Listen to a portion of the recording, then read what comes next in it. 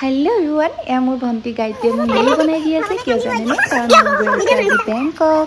মোৰ লগতে ইহঁতে বহুত এক্সাইটেড হৈ আছে। মোৰ ফাৰ্ষ্ট ইণ্টাৰনেশ্যনেল ট্ৰিপ হয় এইটো, আৰু ইহঁতে মোক বহুত হেল্প কৰি দিলে বেগ পেক কৰাত। তাৰপিছত ইহঁতে মোক টাটা বাই বাই কৰিবলৈ আহিছিলে।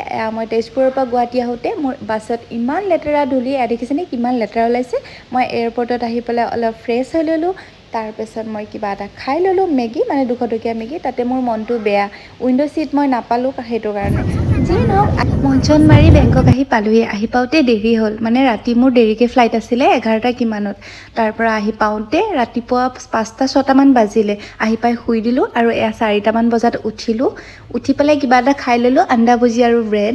আৰু তাৰ কাৰণে ফ্ৰেছ হ'বৰ কাৰণে মই চেম্পু কিবা কিবি ল'ব লগা আছিলে, মই গৈ লৈ ল'লোঁ। আৰু মই ইয়াত দিছোঁ ভাত আৰু বজাৰ লৈ ল'লোঁ। আজি এতিয়া 6টাই বাজিলে। আজি দিনটো এনেকেই গ'ল যেন পাইছোঁ। নেক্সট পাৰ্টত আপোনালোকে চাই থাকিব। এইটো পাৰ্টত ইমানেই দেখাম। এতিয়া ৰুম গৈ ফ্ৰেছ হৈ ল'ম, আৰু এই স্কুটিখন চাওকচোন ইমান ধুনীয়া, সেইকাৰণে দেখালোঁ।